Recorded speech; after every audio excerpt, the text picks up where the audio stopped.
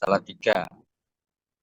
Mohon doanya agar bisa selamat sampai tujuan dan berkah juga mardotillah. Mohon izin melanjutkan.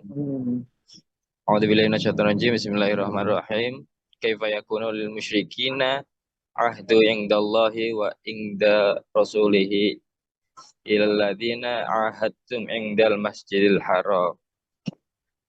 Bagaimana mungkin ada perjanjian damai untuk orang-orang yang musyrik di sisi Allah dan Rasul-Nya, kecuali untuk orang-orang orang-orang yang kamu telah membuat perjanjian Hubaidiyah dengan mereka di dekat Masjidil Haram. Jadi di mana dijelaskan sudah di ayat sebelumnya atau ayat 6, di mana di situ dijelaskan tentang jika ada seseorang di antara orang-orang musyrik yang meminta perlindungan kepada Nabi Muhammad, lindungilah dia supaya dapat mendengar firman Allah, kan gitu. Jadi meskipun Nabi Muhammad pada saat itu sudah dikhianati, di mana kaum musyrik itu mengkhianati perjanjian yang sudah disepakati, itu loh ketika sudah dikhianati dan Allah mewajibkan untuk memerangi kaum musyrik itu. Tapi ketika nanti kaum musyrikin itu meminta perlindungan atau bahasanya sudah nyerah, ya kita harus memberikan perlindungan itu. Itu kita harus memberikan perlindungan itu. Jadi ayat berikut ini memberikan alasan gitu, alasan untuk ya bahkan kepada orang yang jahat kepada kita pun kita juga harus tetap memberikan yang terbaik atau bersikap baik kepada mereka gitu. Sebegitu detailnya, sebegitu eh, ahsannya sifat dan sikap Nabi Muhammad Shallallahu Alaihi Wasallam dalam menjalankan tugasnya atau dakwahnya di muka bumi ini.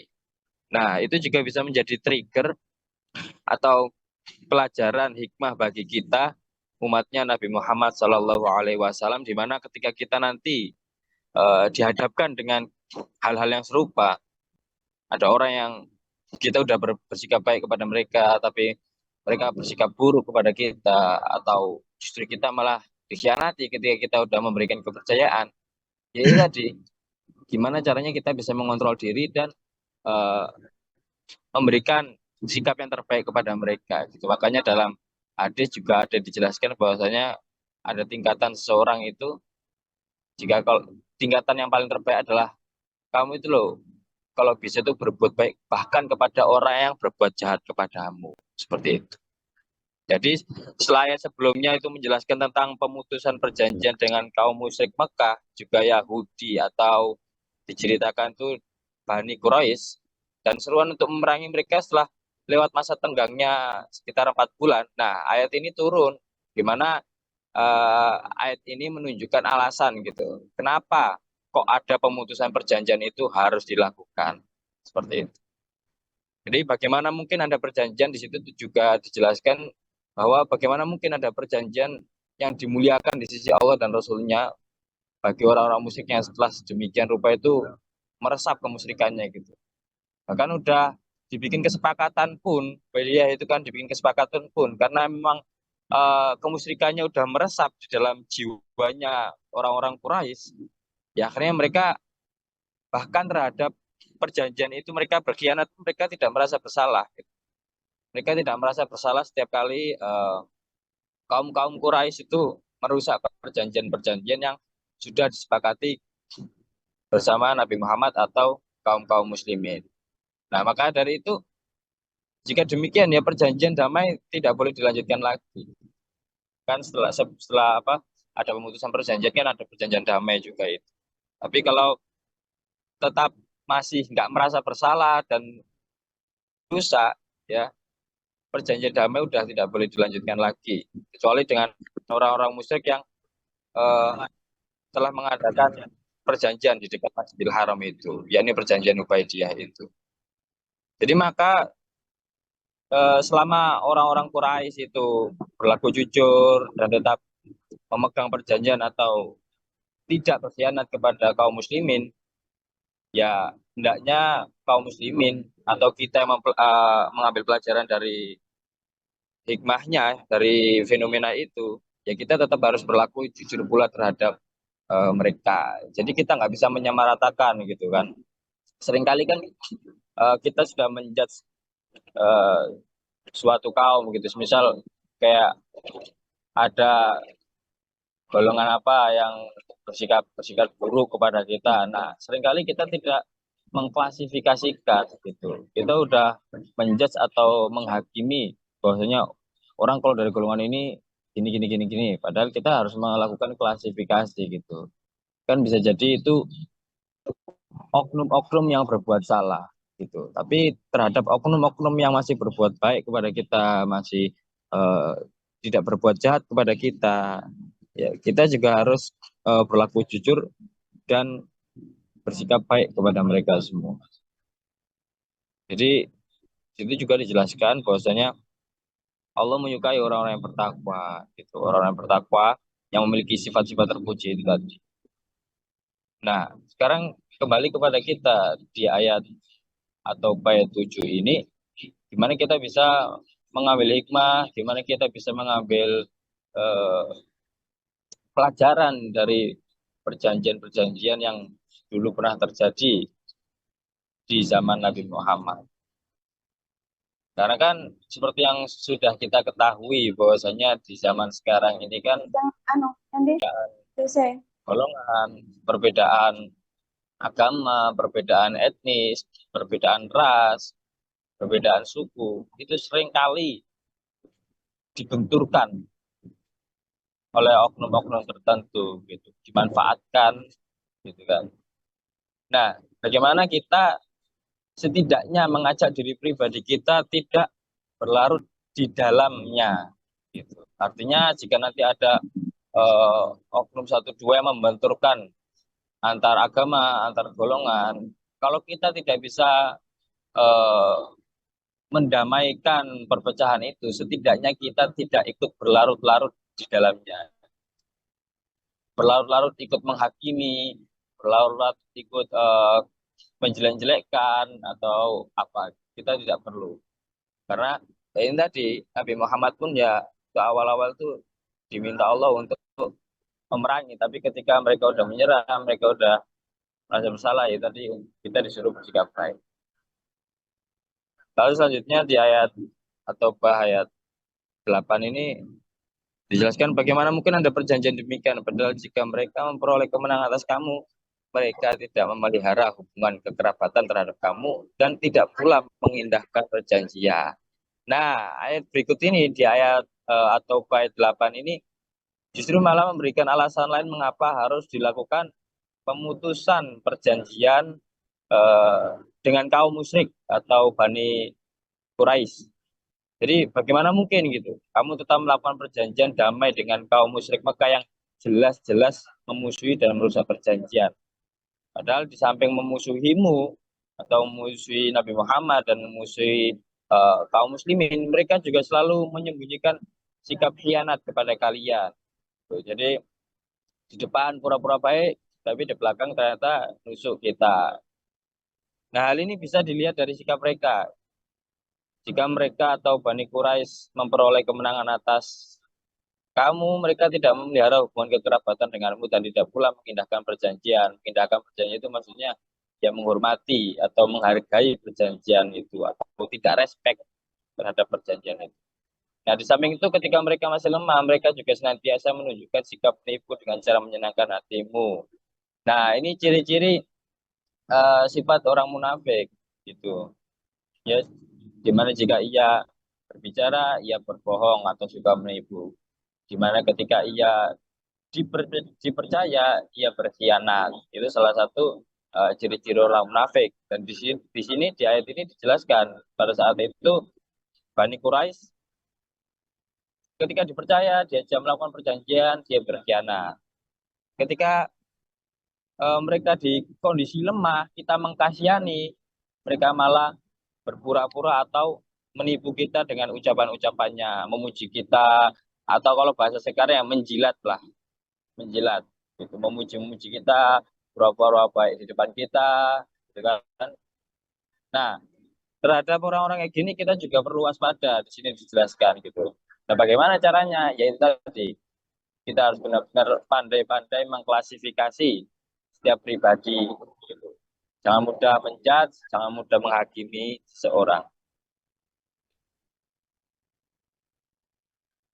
Nah, di antara sebab pembatalan perjanjian itu ialah apabila kaum musyrikin atau Bani Israel itu memperoleh kemenangan terhadap kaum muslimin. Jadi mereka tidak peduli lagi dengan hubungan kekerabatan. Gitu. Jadi memang tujuan eh, Bani Israel atau Bani Quraisy, mohon maaf, atau kaum musyrikin itu pengennya atau tujuan utamanya itu bukan melakukan perjanjian perdamaian.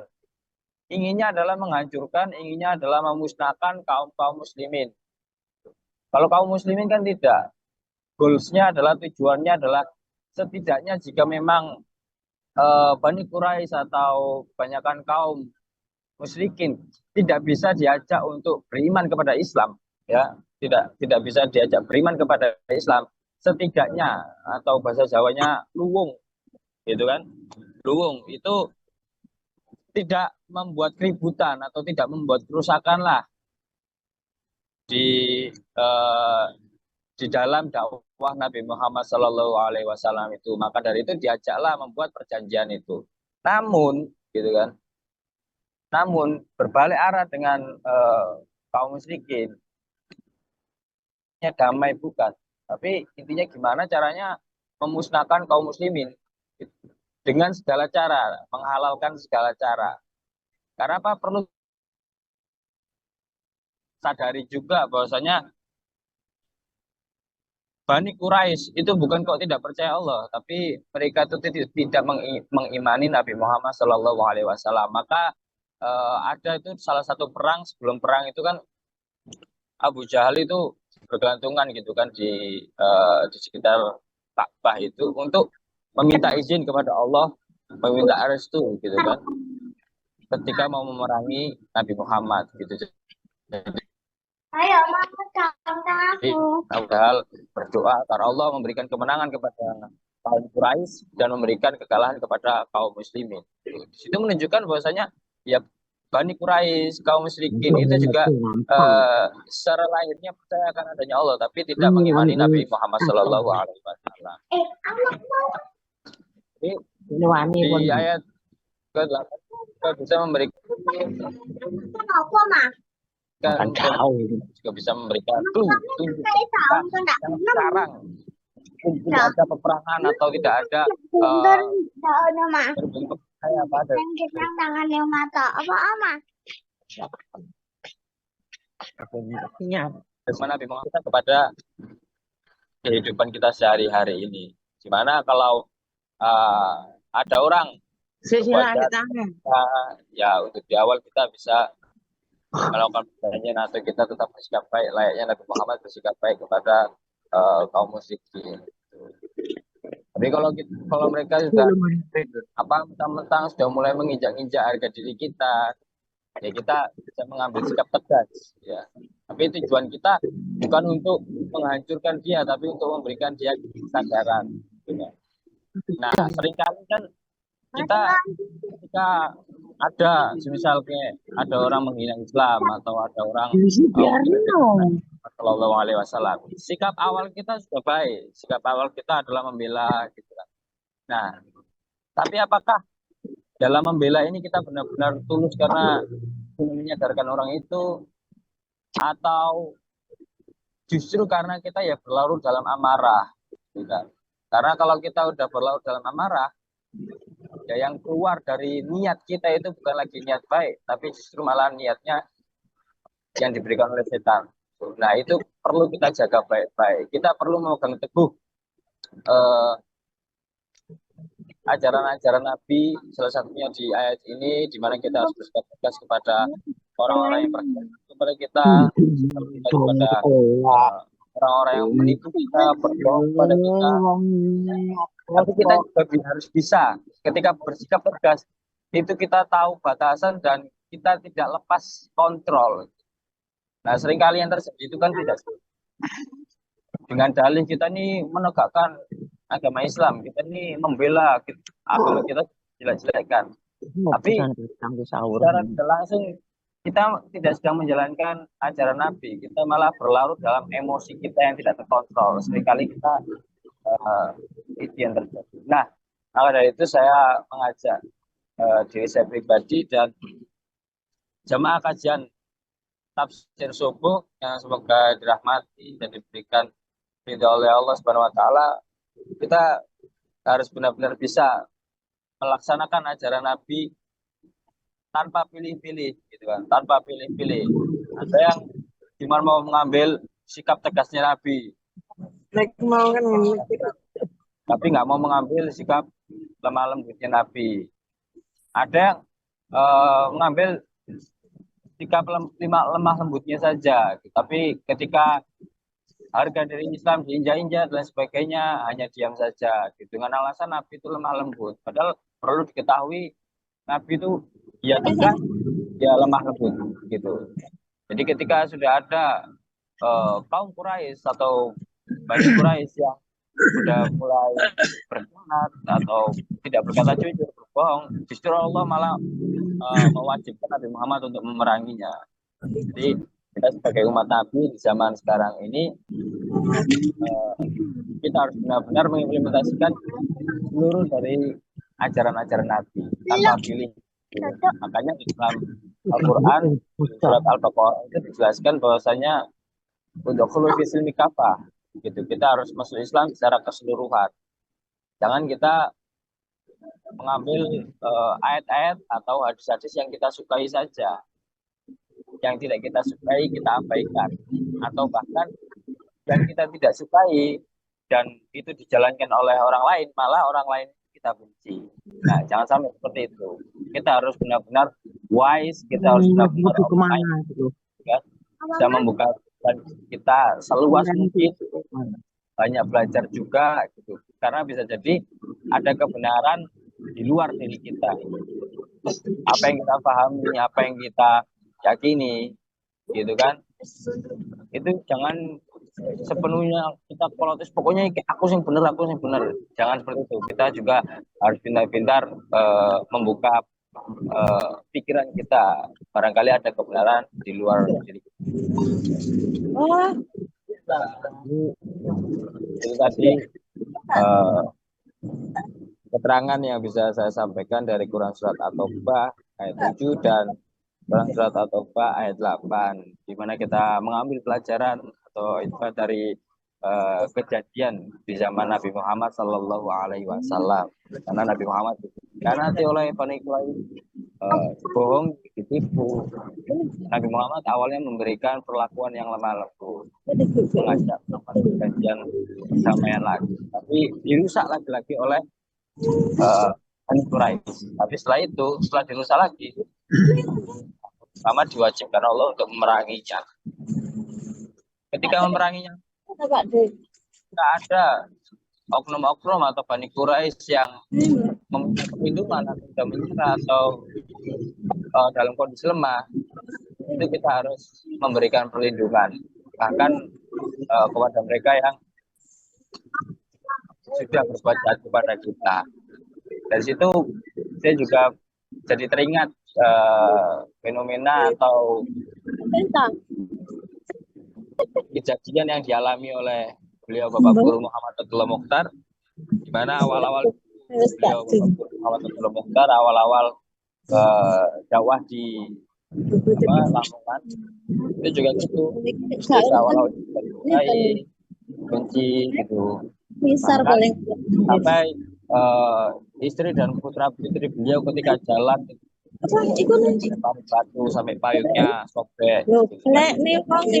Ketika orang itu sakit, gitu kan, orang itu sakit, beliau Pak Guru Mokhtar malah justru memberikan pelayanan yang terbaik dibanding orang-orang lainnya. Gitu. Jadi di situ pelajaran bagi saya pribadi dan juga bagi kita semua. Kepada orang yang jahat, gak hanya jahat secara ucapan, bahkan jahat sudah sampai main fisik. Itu loh, Nabi Muhammad SAW dan juga Pak Guru Mokhtar sebagai guru saya, itu saya melihatnya yaitu tadi benar-benar memberikan pelayanan yang terbaik bahkan kepada orang yang berbuat jahat kepada Tidak semua. Maka dari itu kita sebagai umatnya Nabi Muhammad Shallallahu Alaihi Wasallam dan kita sebagai saya khususnya sebagai santrinya Bapak Guru Muhammad Abdullah Muhtar, gimana kita bisa benar-benar memaksimalkan diri, maksimalkan potensi-potensi yang ada di kita untuk mainan. dan melaksanakan ajaran-ajarannya di dalam hidup kita. Mungkin cukup itu saya sampaikan. Apabila ada pertanyaan, monggo bisa ditanyakan dan bisa kita diskusikan di forum ini. Monggo. Pak Yit itu di bis, Pak Yit? Kami di bis Gus dalam perjalanan dari Surabaya ke Lamongan. Siap. Satu Pak Yit. Oke, siap. Monggo, barangkali ada pertanyaan bisa kita diskusikan secara bersama-sama.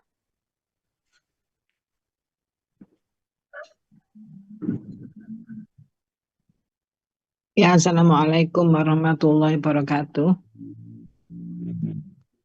Jadi mengenai dua ayat ini Gus ya, kalau dikupas lebih menekankan kita sebagai orang muslim harus bisa bersikap legowo, maaf, toleransi, ya Gus. Ini. Lantas bagaimana kalau menghadapi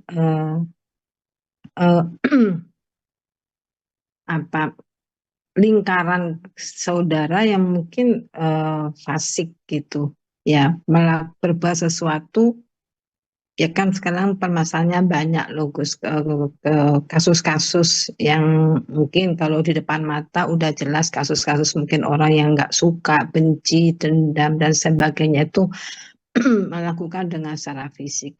Ada kalanya sekarang yang saya acap kali terjadi di kehidupan masyarakat saat ini kan, acak kali yang dilakukan itu orang yang nggak suka bikin faktor bisnis dan lain sebagainya itu kan cara-cara yang tidak bisa dibuktikan, namun itu dirasakan oleh yang bersangkutan. Lalu lantas bagaimana menghadapinya? Karena untuk selalu bersikap legowo, pemaaf itu kan ya memang perlu butuh proses. Tapi bagaimana menghadapi orang seperti itu, Gus, berkaitan dengan dua ayat ini?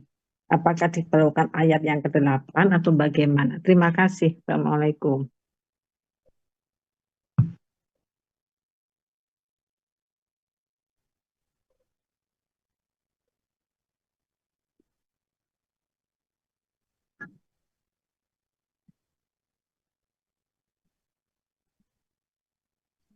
Waalaikumsalam. Siap. Oke.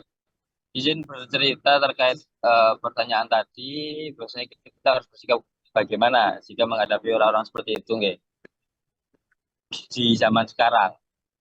Nah, mohon izin menjawab melalui cerita dan mohon maaf apabila ada kurangnya dalam jawaban saya. Nah, kalau dari eh, pengalaman yang pernah saya rasakan, di mana pernah saya hampir rata-rata di setiap cabang SMA yang awal didirikan di suatu daerah atau di suatu tempat, itu pasti mayoritas dimusuhi masyarakat sekitar untuk di awal-awal. Pasti dimusuhi. Musuhi, nggak suka, dibenci, difitnah, dan sebagainya. Banyak. Dan yang saya tahu, pernah dengar secara langsung dari beliau Gus Glory itu salah satunya pernah di Malang, di Nampit, itu difitnah.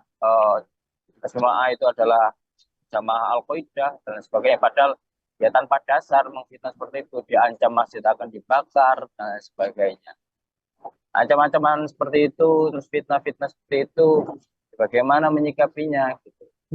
Ya itu kita bisa mengambil dua pelajaran secara langsung gitu, baik di ayat yang pertama, gitu kan, di ayat yang pertama, di ayat yang kedua atau ayat yang ketujuh dan ayat yang ke-8, di mana yang sudah seperti yang sudah saya sampaikan, kita harus mengambil kedua sifat Nabi, yaitu lemah lembut tapi juga tegas. Di mana kalau kemarin itu di semua Dampit ada orang-orang seperti itu, ya kita tetap bersikap baik. Mau mereka menyuarakan apapun, menjelekkan, memfitnah, kita tetap bersikap baik. Kita tetap bersikap baik. Kita tidak menunjukkan kita itu marah, kita tidak menunjukkan kita itu benci kepada kita, gitu kan. Nah, kita tetap juga merendah, kita tetap kalau ketemu juga menyapa gitu. Tapi di sisi lain kita lemah lembut bukan berarti kita diam. Kita lemah lembut, kita bersikap baik, ramah kepada orang-orang yang berbuat jahat atau fitnah atau membenci kita. Kita bersikap ramah, itu bukan berarti kita diam, gitu, bukan. Justru langkah awal yaitu tadi kita menunjukkan bahwasanya kita nggak ada masalah dengan mereka. Kita nggak ada masalah, kita juga ingin menunjukkan ingin baik-baik saja hubungannya. Kayak itu kan di situ disebutkan bahwasanya agar melakukan hubungan kekerabatan gitu. Jika jadi kekurangan dan digunakan oleh salah satu pihak gitu kan. Tapi ketika pihak kaum Quraisy yang mendapat kemenangan ketika setelah terjadinya perang, kaum Quraisy malah justru tidak mau menjalin kekerabatan dengan kaum muslimin. Gitu. Nah, itu halnya kita bisa pelajaran bahwasanya ketika kita dibenci, kita dimusuhi, kita tidak disukai orang, tunjukkan saja bahwasanya meskipun mereka kayak gitu, kita tetap bisa menjalin kekerabatan terhadap diri kita. Tapi kalau orang-orang tersebut sudah melampaui batas, kita juga bisa bersikap tegas. Kalau yang dulu ketika di Ismail Nabit, itu tadi ada sidang di kantor desa itu kan, ya beliau Polri dan BTPU atau santri-santri yang ada di Ismail Malang atau Ismail David itu tadi terbatas karena bahwasanya kita bukan Al-Qaeda, kita kesumaan di Bali ya, itu bisa kita jadikan contoh untuk diri kita pribadi gitu. Ketika ada orang memfitnah kita, ketika ada orang membenci kita, yang RPO itu jangan buru-buru kita membenci balik, karena Nabi Muhammad ketika dibenci bukan kok membenci balik, bersikap tegas itu tadi. Kalau saya bersikap tegas, apa yang mereka pikirkan, apa yang mereka ucapkan, apa yang mereka lakukan itu sesuatu yang salah. Gitu. Dan itu pun kita juga harus berhati-hati gitu. Kita menyatakan bahwasanya apa yang mereka ucapkan, apa yang mereka lakukan itu salah terhadap kita, tapi bukan kita dengan menghakimi mereka. Oh, ini salah, enggak. Kita tetap menggunakan cara yang tegas, tapi kita juga malam memberikan klarifikasi atau apa gitu. Atau kalau kita memulai pembicaraan terlebih dahulu, apa sih yang membuat kamu itu nggak suka sama saya atau benci sama saya gitu. Barangkali ada satu dua kita yang tidak disukai, karena kan seringkali kita tidak sadar apa yang kita lakukan gitu. Bisa jadi kita merasa kita baik-baik saja, tapi di mata orang lain itu sesuatu yang tidak enak dilihat atau sesuatu yang menyakiti hati mereka dan mereka jadikan alasan untuk mereka membenci kita. Nah, itu harus kita sering-sering lakukan tabayun atau open minded, atau kita welcome kepada mereka gitu. Jangan sampai kita atau saya pribadi ketika tidak disukai, kita udah buru-buru sekarapmu gak ngurus aku gitu. Jangan sampai seperti itu. Kita harus benar-benar open minded, kita harus bisa wise, membuka hati seluas mungkin, meskipun kita yang terdolimi gitu kan, secara lahir kita nggak ngapa-ngapain tapi kok dibenci gitu kan, dikhianati, ditipu, dibohongi dan sebagainya. Apa tapi kita coba belajar dari Nabi Muhammad sebagai Nabi kita, Rasul kita, yaitu tadi coba membuka diri. Kalau orang mereka tidak mau mengawali pembicaraan apa yang terjadi gitu ya, coba kita belajar meskipun berat ya. Saya pribadi pun juga harus belajar secara ekstra gitu, membuka diri untuk melakukan diskusi atau obrolan dari hati ke hati. Tapi kalau sudah adanya obrolan itu, sudah adanya omongan itu, dan kita udah misal sepakat sama orang tersebut agar tidak terjadi lagi gitu kan, kita yang merubah sikap kita dan orang tersebut juga tidak lagi membenci atau apa kepada kita, ya udah kita udah bersikap semaksimal mungkin. Jadi kita bisa mengambil langkah untuk yowes lana maluna laku amaluku, ya udahlah perbuatanku amal-amalku ya aku pertanggungjawabkan, amalmu atau perbuatanmu ya nanti kamu pertanggungjawabkan. Jadi itu yang saya rasa bisa kita ambil langkah ketika menghadapi orang-orang seperti itu. Jadi nggak kok kita buru-buru langsung menghakimi. Ya sekarang mula, aku rasa seneng, aku tak apa-apa kok. Gitu. Ya jangan buru-buru seperti itu. Coba kita mulai belajar mengontrol ego kita, mengontrol emosi kita, meskipun kita yang terdolimi, kita yang didolimi, tapi coba kita yang bersikap lebih dewasa dengan cara melakukan tabayun, kita ngajak tabayun ada apa sih? Kita tetap sikap baik, kita menunjukkan kekerabatan, gitu kan. Makanya eh, kayak semisal kayak di Bali atau di cabang-cabang SMA ketika awal-awal mula perintisan, ketika dimusuhi dan tidak disukai oleh warga sekitar, pesan Pak Guru Mukhtar dan juga saya sering langsung dengar dari beliau Gus Glory ya itu tetap bersikaplah ramah, berbuat baiklah, sering berbagi kepada mereka, gitu kan. Akhirnya seiring berjalannya waktu, mereka kehabisan cara atau mereka kehabisan alasan untuk membenci kita, gitu. Semua alasan mereka hadirkan untuk membenci kita, tapi ketika kita terus-terusan berbuat baik kepada mereka, ya akhirnya mereka kehabisan dan mereka capek sendiri, gitu. Kayak di Bali, awal mula perintisan SMA Bali kan itu, meskipun awalnya tidak disukai dan warga Bali sekitar sensitif sekali, itu karena kan SMA dari Lamongan, santri lagi, pondok pesantren lagi, punya traumatik gitu kan warga-warga Bali. Tapi SMA di sana memberikan pelayanan yang terbaik, gitu. Pelayanan terbaik tanpa memandang suku, ras, agama dan sebagainya. Nah, dampak-dampak baik yang mereka terima dari SMA itu menjadikan awalnya mereka yang tidak suka, mereka yang sensitif, mereka yang dulunya punya trust isu kepada orang Islam, akhirnya mulai berbuah menjadi pikiran-pikiran atau dampak-dampak positif yang mereka berikan kepada kita semua atau kepada orang-orang semua yang ada di Denpasar, gitu. Jadi gitu, kayak SMA Denpasar atau SMA Bali di Bali sana benar-benar sama warga sekitar, sama pemerintah desa dan sebagainya itu menjalin komunikasi dengan baik. Karena tadi memberikan bantuan, memberikan kegiatan-kegiatan sosial kepada warga masyarakat Bali. Nah itu akhirnya mereka melihat, gitu. Mereka nggak punya lagi alasan untuk membenci kita. Apa alasan mereka untuk membenci kita? Gitu kan. Kita jahat atas dasar apa? Gitu kan.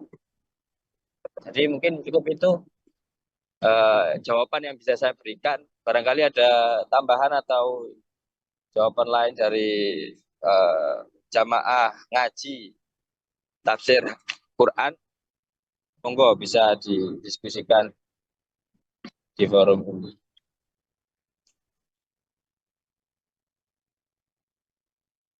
Ya, terima kasih Gus penjelasannya, paparannya. Ya. Oke, siap, siap, siap. Atau ada pertanyaan lagi? Jika tidak ada, nanti kita akhiri.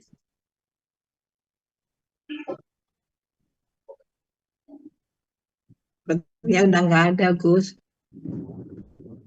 Oke, jika tidak ada pertanyaan lagi atau tambahan, mungkin cukup itu yang bisa kita kaji, saya sampaikan di kajian subuh kali ini. Sekali lagi saya tekankan kepada diri saya pribadi dan jamaah ngaji tafsir subuh, yang semoga dirahmati Allah untuk benar-benar bisa mengambil setiap pelajaran, mengambil setiap fenomena, dan tidak hanya kita baca, kita ketahui, tapi ayo kita implementasikan gitu ke dalam kehidupan kita. Gitu. Ibarat kata kita kalau belanja ke pasar gitu, kita belanja di sana, kita ngaji kan kayak kita belanja ke pasar, kita beli sayur, kita beli buah, kita beli bahan-bahan masakan. Sampai rumah ya, ayo kita masak dan kita makan biar jadi nutrisi bagi tubuh kita. Sama kayak kita ngaji gitu. Ketika kita ngaji, kita dapat bahan-bahan untuk kita masak di kehidupan kita. Ya, yuk kita setelah ngaji, apa yang kita dapat dari kajian itu, apa yang kita dapat dari forum itu, kita implementasikan agar bisa menjadi imun atau tambahnya keimanan kita dan ketakwaan kita kepada Allah Subhanahu wa taala. Jangan sampai kita belanja ke pasar gitu, belanja sayur, belanja buah, belanja bahan-bahan masakan sampai rumah kita diamkan aja. Gitu nanti lama kelamaan bahan-bahan itu pasti membusuk gitu dan nggak layak pakai. Nah, sama kayak kita ngaji gitu kan, kita mendapatkan banyak hal gitu kan, 1-2 poin sampai rumah atau setelah selesai forum kita tidak implementasikan. Gitu lama kelamaan ya otomatis kita lupa dan tidak jadi mengamalkannya. Dengan kita mendengarkan kajian kita sudah dapat pahala, tapi ayo kita tingkatkan lagi keimanan kita dan ketakwaan kita dengan cara setelah kita dapatkan, ayo kita implementasikan dan jalankan. Gitu ya. Mungkin cukup itu yang bisa saya sampaikan. Kurang lebihnya saya mohon maaf sebesar-besarnya. Saya akhiri. Assalamualaikum warahmatullahi wabarakatuh. Warahmatullahi wabarakatuh. Selamat jalan, Gus. Hati-hati di jalan. Wal mu'minina wal mu'minat al-ahya'i minhum wal amwat innaka sami'un qaribun mujib da'wati ya qadal hajat. Allahumma sarifal qulub sarif quluban la ta'atika Allahumma arfa' darajatana fid dunya wal akhirah husnul khatimah. Rabbana dhalamna anfusana wa illam taghfir lana wa tarhamna lanakunanna minal khasirin. Rabbana waj'alna muslimaini laka wa min dzurriyyatina ummatan muslimatan lak wa arina manasikana wa tub 'alaina innaka antat tawwabur rahim. Ya Allah, arahkanlah pandangan hidup kami yang tepat dan serbaguna di sisimu utamanya dan di tengah-tengah masyarakat pada umumnya dunia akhirat. Rabbana afrika lana sabran wa tsabbit aqdamana wa ansurna al-qawmal kafirin. Rabbana innana sami'na munadiyan yunadi lil imani an aminu bi rabbikum fa amanna. Rabbana faghfir lana dzunubana wa kaffir 'anna sayyi'atina wa tawaffana ma'al abrar. Rabbana atina fid dunya hasanah wa fil akhirati hasanah wa qina 'adzabannar. Subhana rabbika rabbil izzati amma yasifun wa salamun 'alal mursalin walhamdulillahi rabbil alamin. Terima kasih yang sedang di perjalanan terbanyak berdoa. Pak Barul juga ke Palembang, Pak Barul nggih. Siap, Gus. Pak Barul nggih ke Palembang. Ini di kapal sudah. Oh, Mau kan Pak nyebrang agar mematikan mesin kendaraan dan sama Pak Warso CS. Jakarta di sela-sela di Pelabuhan Merak macet Pak Barul. Ya? Di Pelabuhan Merak macet apa, Bos? Di Pelabuhan Merak macet. Enggak. Cuma ombaknya ya agak lumayan. Pagi-pagi nih. Gini, siap sampai bertemu di sana Pak Barul. Ya, siap. Sampai jumpa di Siap, matur nuwun. Assalamualaikum.